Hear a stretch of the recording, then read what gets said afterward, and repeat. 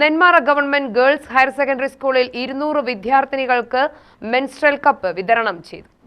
സ്കൂളിൽ നടന്ന ചടങ്ങിൽ പഞ്ചായത്ത് പ്രസിഡന്റ് CC സുനിൽ വിതരണോദ്ഘാടനം ചെയ്തു.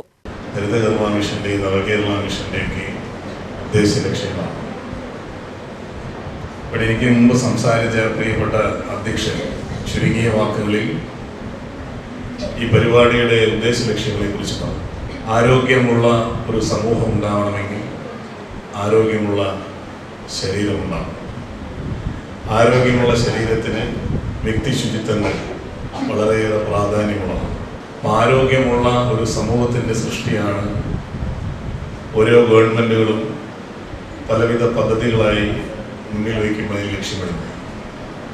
നമുക്കറിയാം, പെൺകുട്ടികളിലും സ്ത്രീകളിലും ഉണ്ടാകുന്ന ആർത്തവചക്രം ഒരു കാലത്ത് നമ്മുടെ സമൂഹം അങ്ങനെ ഉണ്ടാകുമ്പോൾ അവരെ മുഴുവൻ അകറ്റി നിർത്തിയ ഒരു കാലഘട്ടം നമ്മുടെ നാട്ടിലുണ്ടായിരുന്നു. ഇപ്പോൾ ആ ഒരു സ്വഭാവം നമ്മുടെ ആളുകൾക്കൊക്കെ മാറിയിരിക്കുന്നു. സ്ത്രീകളെ അകറ്റി നിർത്തേണ്ടവരല്ല, സ്ത്രീകളും പെൺകുട്ടികളുമൊക്കെ അവരുടെ ശാരീരികമായ പ്രത്യേകതകൾക്കനുസരിച്ച് അവരെ ചേർത്ത് നിർത്തേണ്ടവരാണ് എന്നുള്ള ബോധം ഇന്ന് നമ്മുടെ സമൂഹത്തിന് കടന്നു വന്നിരിക്കുന്നു.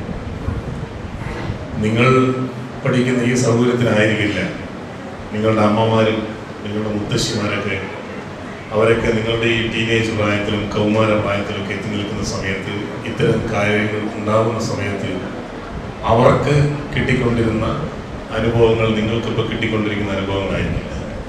അധ്യാപക രക്ഷാകർതൃ സമിതി പ്രസിഡന്റ് K. ബാബുരാജ് അധ്യക്ഷത വഹിച്ചു. Haritha Kerala mission Nenmara block coordinator SV Premdas പദ്ധതി വിശദീകരിച്ചു. നെന്മാറ ഗവൺമെന്റ് ആശുപത്രിയിലെ JPHN KV Sindhu menstrual cup ഉപയോഗവും ആരോഗ്യ പരിരക്ഷയും സംബന്ധിച്ച വിദ്യാർത്ഥിനികൾക്ക് അവബോധ ക്ലാസും സംശയ നിവാരണവും നടത്തി.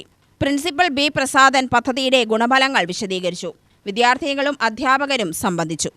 UTV news, Palakkad.